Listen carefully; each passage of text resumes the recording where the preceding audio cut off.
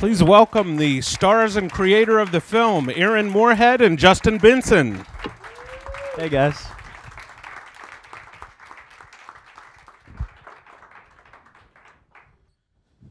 So good to have the two of you with us tonight. Thank you for this film that you've shared with us. I'd like to begin by asking you a little bit about the beginning of the film.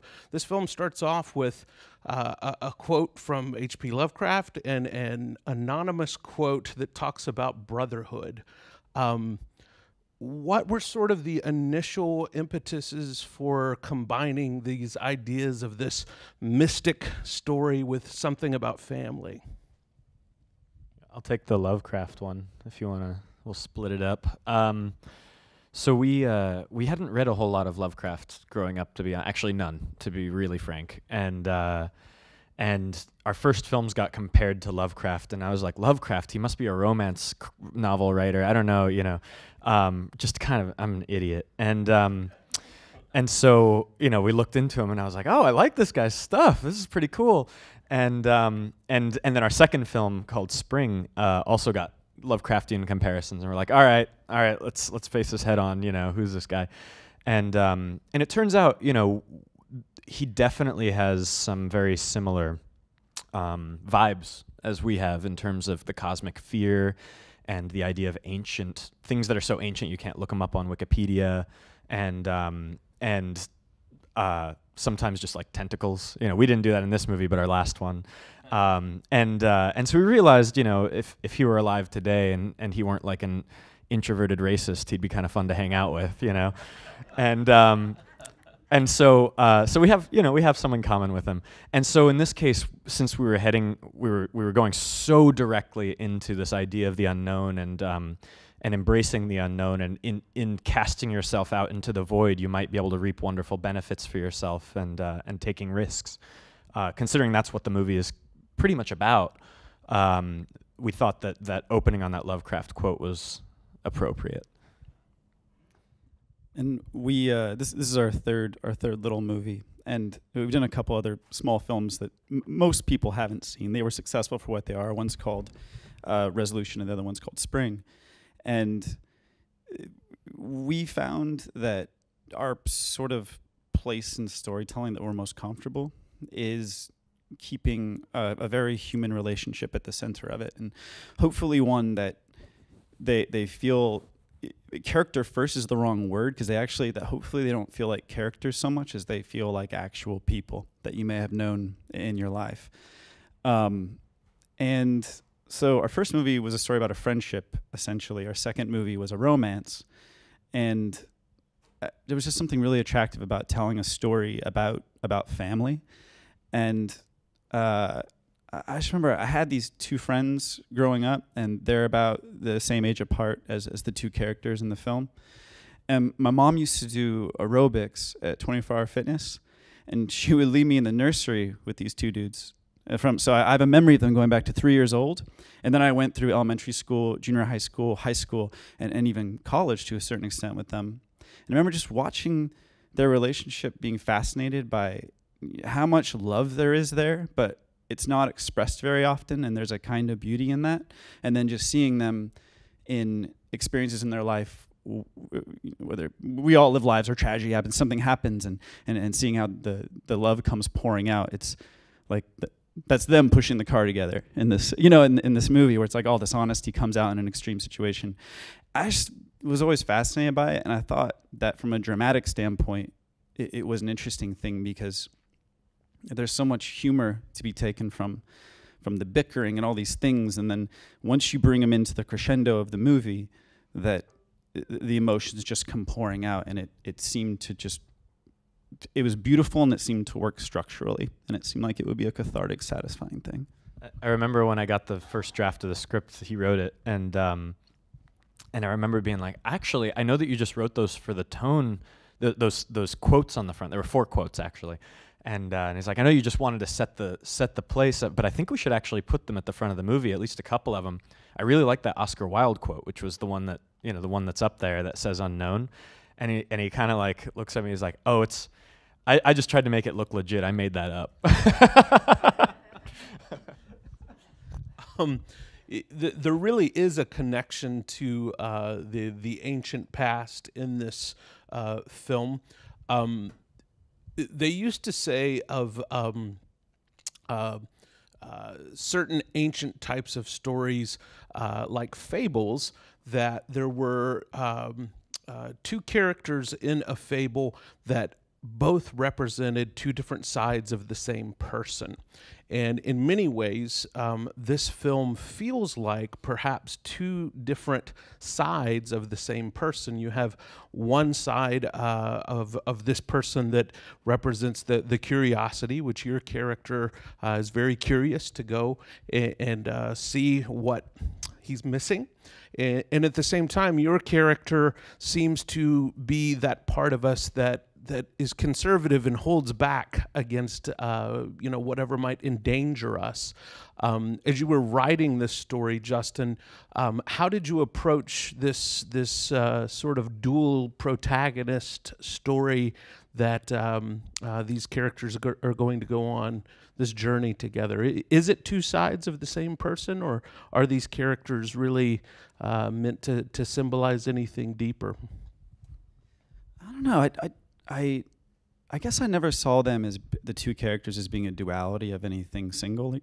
I was smiling while you were saying it, though, because I felt like if you swapped out our movie for the X-Files and you were describing Mulder and Scully, you could like say the same thing. And that's not a criticism. That's awesome. But I guess the way I saw them fundamentally was that you would start a story meeting this older brother who, not the most likable person in the world, obviously kind of a rough person to deal with, but you understand that, at least at first, you think that everything he's doing is for his younger brother, and he's been tasked with this burden of taking care of him. And then about midway through the movie, you would find out that he actually was really dishonest in the way that he did it, and you'd sort of lose the audience's sympathies. And then in the end, you'd realize that none of that came from a malicious place. It still came from a place of protection and family love.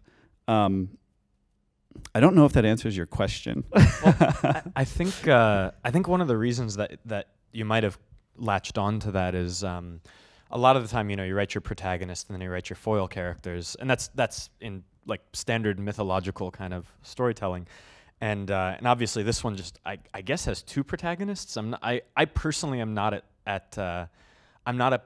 I couldn't judge which character is the protagonist of the movie, to be honest. And so I think what it is we tried to write two people that are both audience surrogates, where you understand equally what both of them did.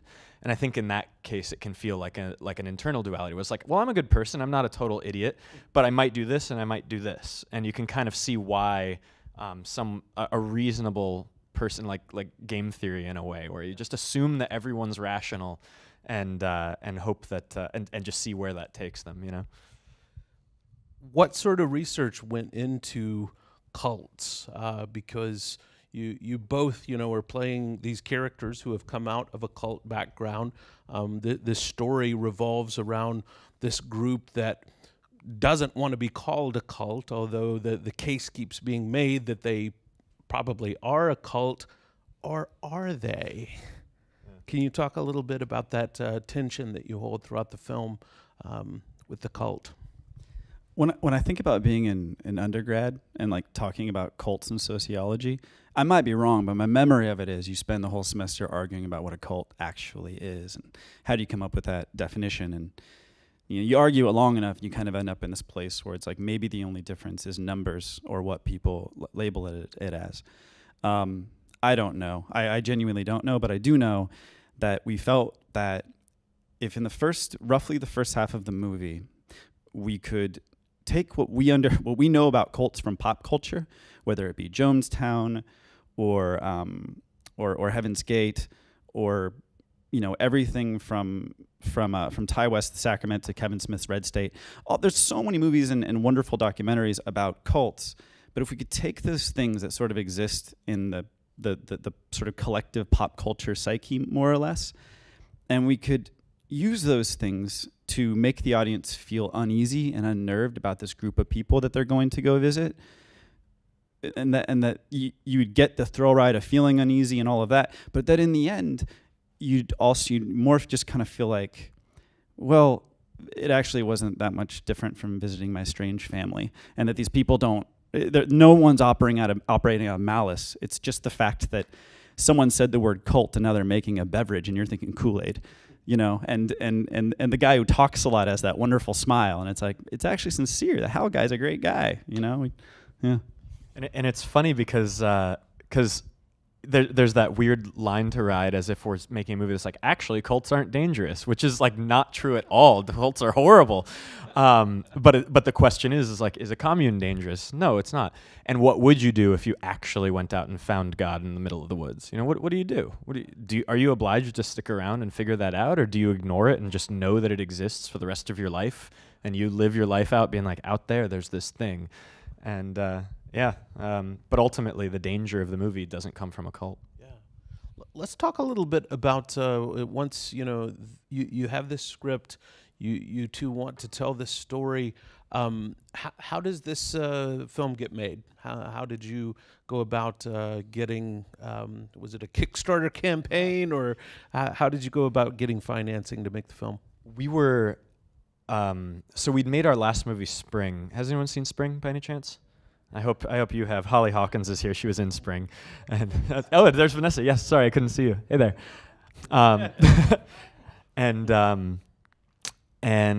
It seemed like a lot of doors had opened for us. It got some pretty good attention and all of that. And we found ourselves, about a year and a half later, realizing that we were just waiting around. And we made we had these other projects. We had these scripts, and we'd send them to Brad Pitt, not really, but like something like that, and they'd be like, oh yeah, like I know Brad, this is gonna be, he's totally looking for something like this, and we're like, all right, yeah, and then 2 months would pass, and be like, anything, and they're like, oh, he hasn't gotten to it yet, and then like a month and a half later, they'd be like, oh, he's just not gonna have time to read it, and you're like, oh, I actually could have told you that without even knowing Brad Pitt, like he's a busy guy. He's like in the back just crying. He's like, I'm sorry, guys. But anyways, so we realized that we'd made a mistake, because we'd gotten our feet as do-it-yourself filmmakers, and we suddenly had just given it to everyone else. Like someone was going to give it to us, and we're like, why do we do that? And so we decided to make a really do-it-yourself movie, and we actually worked a bunch of jobs and saved up some money. Cast ourselves, because there's that's one less thing, and and did as many roles as we possibly could. And then luckily, what happened when he gave it to Dave? Sorry, I don't want to monopolize this answer. We actually we have a group of people that we've been working with a lot over the last almost the last decade, and one of the main guys is our producer, David Lawson. And we gave him the script, and we're like, we're so psyched. We're excited to do this. We're just going to do it. We're just going to make movies the way we used to, Dave. Yeah. Just like go out yourselves. And he just like, it turned into the biggest fight we've all ever had, because what we didn't realize was that he didn't see it that way. He saw it as, so let me get this straight. You're asking me to work for free. And it was, and on a thing that you get all the glory for, and I get to produce your movie for free, like... So we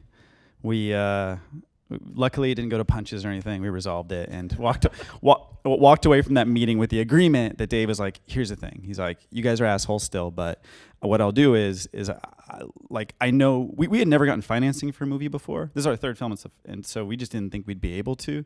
Our first two films, it was all no until we were just like, oh, okay, let's just try to make it ourselves. And then this one, Dave gave it to a few people who do small private investment into films, and a couple people actually agreed to do it. First, it's still a very, very small budget movie, but it was our first time and our third time through that we had actually been able to make it like a grown up, and that felt really good, and that it salvaged our friendship with Dave. You were able to bring some really great actors in to be in the film with you. How did that process go? Was calling in favors, or did you hold auditions, or did you have people in mind for some of these roles? I mean, it was hard to convince Aaron to act that's an easy joke. We after our last movie, this guy named Mark Bennett. You guys know Mark Bennett? Anyone? Yeah. So Mark saw the movie Spring and just was like, let's grab dinner. I like it. He's a casting director. Sorry. And he just said, let me know when you're working on something, and he was willing to come on board this. And some of it was written for people that we just knew personally, because again, it was kind of meant to be this roll up your sleeves affair. And then there were some like a decent amount of open roles that Mark just, thank God, because otherwise we'd just be like on Breakdown Express ourselves, acting like idiots. We don't know what we're doing, and so Mark actually really brought it home. Talk to us a little bit about this area that you shot in. Was that in California? Was that a real camp? Did you guys production design that to make that seem like a real camp, or where was this shot? We made a movie again that most people never heard of.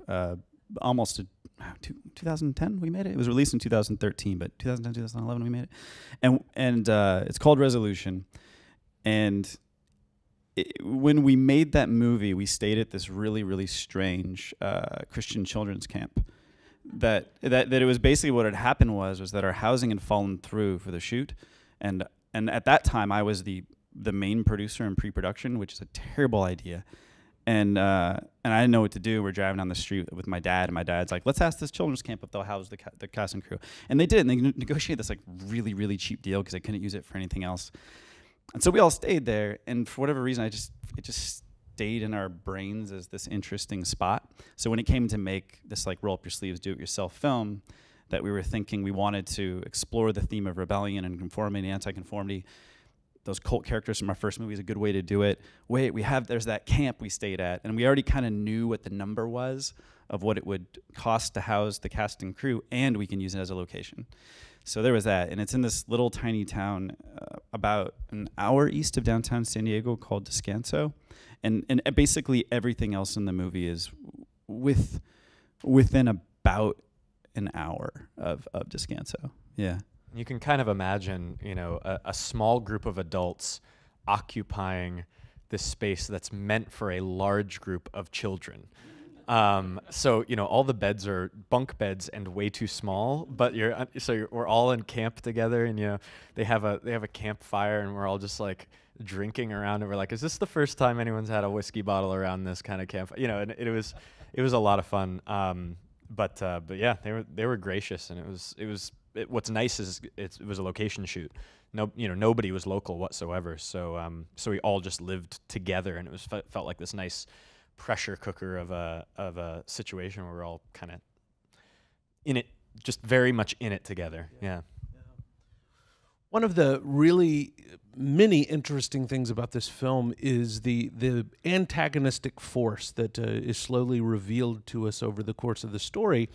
Is you give us a little bit of information, but you don't overly show your cards to the audience. How did you guys walk that line of revealing enough that it kept us intrigued about whatever this antagonistic force was, but not spelling it out where it became just a typical genre horror film?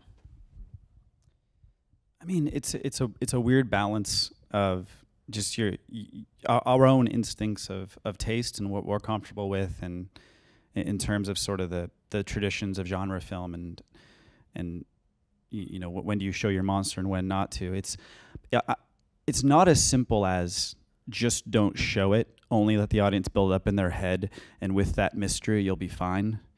There's only so many times you can do that trick, and it's wonderful. You can do it, and you can reference Hitchcock, and you can start your quote with a Lovecraft quote about the unknown. You can start your movie with a Lovecraft quote, saying, and there is a great power in not showing it, and hopefully you pull off all those psychological things with the audience to give them the thrill ride and give them enough information. But there's also the issue of just resources, where it's like, if you don't, if you're not working with the guy who designed the original Alien or someone on that level, probably just figure out some way to show very, very, very, very little and get all the impact you can from the unknown. Put a rope into the darkness really high up, like do all these things, a shadow in a lake. But, don't show it if you don't have the resources to do it or the collaborators with the talent to pull that off. Yeah, I can't really think of anything that would scare me more than us rolling up to set and they're like, awesome, we spent, $100,000 on a monster suit. And that's a lot of money to me, but for a monster suit, that's about 1/10 of what you need. You need to spend a bazillion. What's 10 times 100,000? It's a bazillion, right? And you just need to spend and spend and spend to get it right. And we show up to set, and you look at it, and you're like, that's a dude in a monster suit. That's just what that is. It's just some guy wearing some rubber. This looks stupid. Our movie's gonna be bad. So yeah, so that's one reason why we line up the other resources we have besides just the unknown. But as he says, hints of other things, and also I can do some visual effects. So we try to play into the ones that I'm decent at and all of that. So the greatest trick you can have as if you're making telling stories in the genre space, if you can just get people to, I know it's gonna sound trite, but if you can just get people to care about the characters as real human beings, then all of the things you're doing to make them uneasy, they'll have so much more impact. And then hopefully you do it well enough that you don't need Godzilla in the distance. But I don't know. It'd be cool if someone gave us a whole bunch of money and we took a shot at it. Last question before we go to questions from the audience here. There are a number of mythological motifs and moments and themes in this film. I'm thinking of one scene in particular where we have characters walking through the desert area, and there's a dragon, and then there's a Native American symbol. We have underwater motifs. Can you talk a little bit about the mythological influence on the film? Yeah, actually, I'll talk about that specific moment because I think it's one of my favorites, and what it is if you could extract that sequence from the film and it never really existed, you could imagine that this phenomenon is probably about as old as that guy in the tent, and that's about as far back as your mind really goes, and it might just stop, finding. And so the reason that exists is finding artifacts of other people's interpretations of what this would be, all the way to God and all the way down to just a monster, But seeing what old cultures all over this weird little Southern Californian chaparral desert place see, weirdly gives a huge scope to it, in my opinion, where you can start imagining that this thing has always been and maybe always will be, and it actually ups the tension for the end, where it's like, oh, this isn't something that stops. This has been around for a while and will continue to be, and so yeah, that's why that's one of the reasons why that's just so particularly nice. But what's cool also was making that monolith based off of, we talked to our art director and asked her to, by the way, it's about this big and it's made out of styrofoam. And, but we asked her to invent something that looked like an Easter Island statue, but it wasn't depicting a human. It was depicting something else.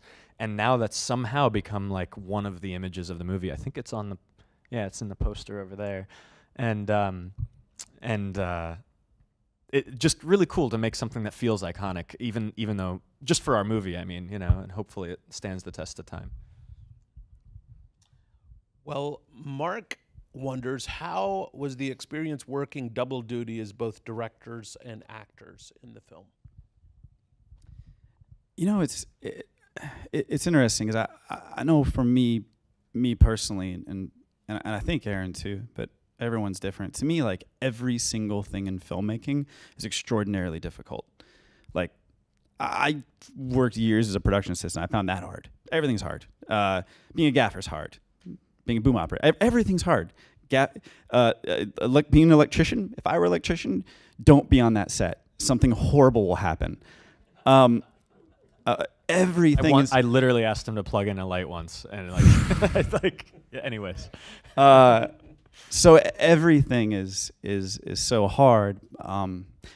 There's a beauty to it's all filmmaking, and so when you're performing, at least I found when performing in a film that you're also directing and editing and have written, and Aaron's in the film, and Aaron's in cinematography, all this stuff. We'd always made films that way, where we're wearing a lot of hats, and adding the hat of being performer. Look, it's a lot more time for us. Anyways, our process is it's a ton of preparation of rehearsal time. So when we get to set, we've got all of our stuff worked out, and we've usually rehearsed with all of the actors before we get to set as well. But when we get there and we're all playing in front of the camera and everything's going on, there's just one thing that gets easier, and it's actually easier to give people direction when you're in a scene with them, performing with them, if you've done enough preparation. There's just you're in the same frame of mind. You're literally closer to them. You don't have to walk from behind monitor to go. It's still extraordinary. Everything about it is extraordinarily difficult, but it makes directing itself just a little bit easier. And I don't know. It's just one more way to participate in the filmmaking process it's so enjoyable, and I feel extraordinarily lucky that I got to at least do it one time. Yeah, it's odd. If I were reviewing acting and directing at the same time on Amazon, I'd give it 5 stars. I'd just be like, I recommend it. I really do. I think that any actor that has ever been on a set that you're like, I could do this better, and that's all of you, just give it a shot. Just seriously, like, you can. And if you're a director and you're like, I don't know if I could act, it's all filmmaking. You are making a movie. You totally can do it. And it was something that was a little worrisome until we started our rehearsals, and then we realized, like, no, we got this. This is just like what we've been doing with everything else, so. Gabe wonders, how has your relationship with film festivals influenced your career thus far? Are film festivals a good path to go for filmmakers? Are they worth it? I mean, in our case, without film festivals, we wouldn't have a career. But that's not for everyone. I mean, this business is wild, and you never know like what's going to be the path that it works out. The only reason we have careers is because, we spent the money in my checking account on a script that accommodated that checking account, and then we paid a bunch of checks, and this is back when you used to send DVDs in, which you don't do anymore, and we sent it off to like 10 top tier film festivals that we had heard about, and got rejected from almost all of them except one, which like some low level programmer literally pulled it out of a garbage can and thought the rejection notes were interesting, and they programmed it at Tribeca Film Festival in 2012. Long shot. And when that happened, the movie did pretty well critically, and it sold. So I wasn't completely utterly broke, which was good. And from there we could use it. It's still a rough road, and from that I wouldn't want to go, as glorious as that moment was, I wouldn't want to go back to it, because it's been rough. Like it's always hard. We've been really lucky, but it's still a struggle every time going forward. And also, the film festivals aren't guaranteed even after your first acceptance or your second acceptance or your first film or your second film. Like the third one, we got into Tribeca, and this one premiered at Tribeca in competition, and we were so relieved because it had already been rejected. Like it was not, it wasn't just like, oh, those guys, they're the film festival guy. It doesn't happen like that. Like every single time, it's just merit by merit by merit. So there's an enormous amount of stress that goes with that. That said, though, what's cool is, here's something that's cool about film festivals that you probably were getting to, and I cut you off like a jackass. But but they so you're independent films. This was never going to be a 4,000 screen release. It was not designed to be. We didn't expect it to be. No one ever thought it would be, and it's not. And so anything below that, they don't get billboards, they don't get TV stuff, they don't get bus stops, they don't get print ads in a newspaper. They get just social media buys and stuff like that. That's about all they get. But film festivals are a word of mouth machine. Besides the fact that they're a wonderful place to meet people, they're a wonderful place to expose your film and see great films. But if you're just talking about practicalities of what they do, is press comes to them, they watch the films, they review them, they sometimes interview filmmakers, and that's all 100% gratis. And that's really helpful for independent film, which is always having its trouble finding its voice. So yeah, kind of going back to what you said at the beginning, we wouldn't have a career without them because they gave us visibility in something that can't be bought, Yeah, and then beyond like the more practical things of like, well, there's a sales market there. If you can premiere that those things are good. If there's a press machine, that's good.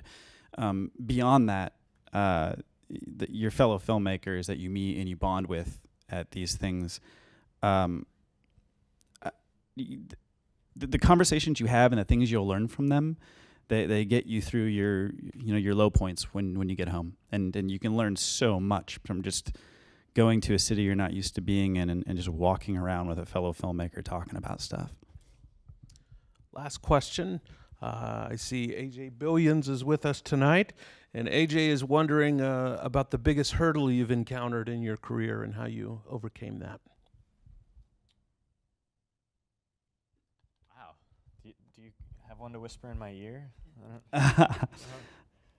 We already kind of went through what I would call the biggest hurdle, so I'm stalling right now. That's what this is called, which was deciding to make this movie instead of waiting around for something bigger. But I think I mean I had like a decade of complete utter failure under my belt before that programmer pulled the copy of Resolution out of his trash can at Tribeca. Those were, I would say, within that 10-year bracket, there was, I don't know, like 10,000 hurdles and no's and rejections and all that kind of stuff. So much so that I started going to, I did my prep work for medical school to just leave it all behind. And that's hard, taking organic chemistry while you're trying to write scripts and stuff. But now it's like, we'll hit hurdles, but I'm reluctant to call them hurdles, because there is a certain kind of, there's a blessing in roadblocks and sort of non-opportunity, and that, if someone had given us, after our first movie, if someone like dangled the carrot of like, here's a franchise of something, there's nothing wrong with doing that. It might be a great experience, but in the long run of our lives, we've sort of we've had to dodge hurdles by making these smaller sort of personal films, and I mean, nothing is more gratifying than that. We're not money rich yet, but we're like rich in satisfaction and experience, and I get to work with my best friend. That's like a cool. Oh, there we go. Yeah, someday I'll have like little Aarons running around, and they're gonna be like, "Daddy, what do you do?" And I was like, "Oh, I make movies." And they're gonna be like, "Can we see them?" And I'll be like, "Maybe when you're older." And then when they get older, they'll be like, "Okay, now can we see them?" And I don't have to say, "Okay, yes, but this one, your dad just needed some money. He just really, like, they said it was gonna be this great opportunity, but the lead actor never showed up, and like they took the cut out of my hands. So far, I've got 3 movies that I feel like love them or hate them, like failure, success, or whatever. I can take full responsibility for them. And that feels good. It's extremely gratifying. We totally dodged your question about hurdles. There have been plenty of hurdles, but I think we just turned it into that. Yeah. Well, the film opens in Los Angeles this week. Where can we go see the film this week? It'll be at the AMC Sunset 5. That's going to be the bigger one, and then, well, they're all big, but it'll be at the Lamley NoHo, the Lamley Monica, the one in Pasadena, I think they're trying to get the Los Feliz 3, but that's not this weekend. So yeah, it'll have a pretty damn strong showing. We're pretty proud of that. Yeah. All right. So tell your friends, and let's thank the creators for being with us tonight.